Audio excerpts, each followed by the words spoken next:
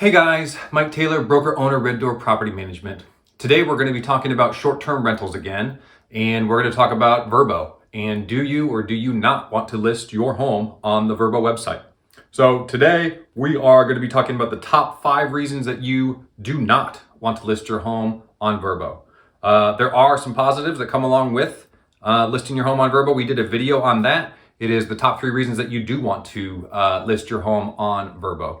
So please take a look at that video to find out the pros and the cons. Today we're here to talk about the top 5 reasons you do not want to. So reason number 1, higher fees. Airbnb charges roughly around 3% to the owner for their booking fees. They pass most of that on to the guest. It's kind of the opposite situation for VRBO. They have various pricing models, but you're looking closer to like 12 to 15% of the booking that you're going to pay as the owner of the property for the booking fees. Now, you can pass that along to the guests. That's what most people do. That's what we do. So when we list a home, it actually has 2 different prices. So if you look on Airbnb, it will be slightly cheaper than if it's listed on VRBO because we just pass that on to the guests. So it'll be call it 13% of a markup on VRBO. So a way to work around that, but just know that you will pay higher fees if you list your home on VRBO. Reason number 2, you're gonna have to manage 2 calendars. It's annoying, it stinks. There are some certain technology pieces that you could put into play to help automate that, but you do have to be aware that if you get a booking on Airbnb, somehow, whether it's manually or through a piece of technology or a piece of software, you have to communicate that booking to VRBO so that you don't get double booked. And opposite, same is true. If you get a booking on VRBO, you have to have some ways to communicate that to Airbnb so that you say that those days are no longer available and you don't get double bookings. So again, it can be managed, but you've got to put some pieces in place to allow you to not trip up on getting the double bookings by managing 2 different calendars at once. Reason number 3, you have to pay taxes. So Airbnb does all of that for you. They withhold it for you. They remit it for you. VRBO does not. They will charge it and then they will pass it on to you, but then you are responsible to find out the tax rate in your particular county, is the way we do it here in Indiana, and then remit that on a monthly basis to the county. It's like an innkeeper's tax. So that is something that you have to do on your own if you're going to list your home on VRBO. Reason number 4 is, again, Airbnb kind of does all this for you. VRBO does not.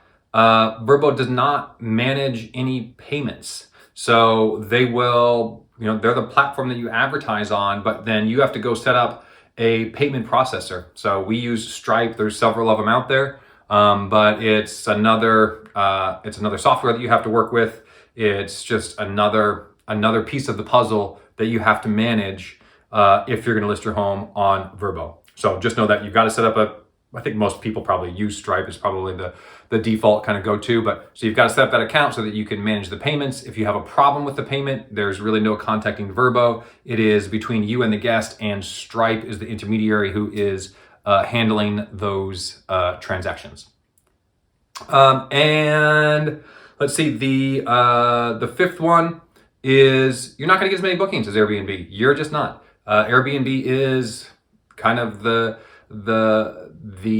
people to beat out there. They're the biggest platform. Most people, when they think of short-term rentals, they think of Airbnb. So you're just not going to get as many bookings. On our homes that we manage, we got about 15 to 20% of our bookings coming through Airbnb. Now, that's not insignificant at all. But if you're managing this yourself and you're like, hey, I'm doing fine in Airbnb, I don't want to do all these things, I don't want to set up a Stripe account, I don't want to manage 2 different calendars, that's understandable, and you're just not going to get as many bookings on VRBO as you are on Airbnb. So that's the reason number 5.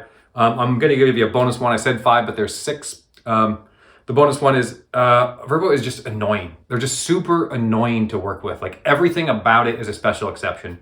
We work with a separate management software to handle all of these transactions and the communications and the juggling of the different calendars. And every time it just doesn't work with Airbnb. It's like sometimes the communication doesn't come through the software, or there's certain things that you can't sync with VRBO. So there's just like the list goes on and on about the annoyances of working with VRBO. It is just an annoying platform to work with. It's frustrating and annoying.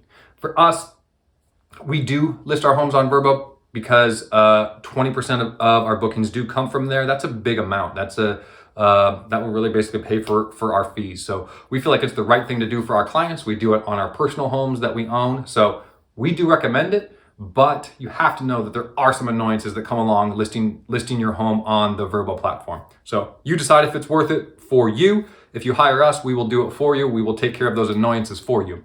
So your choice to make, but please take a look at the other video that we created on the top 3 reasons that you do want to list your home on VRBO.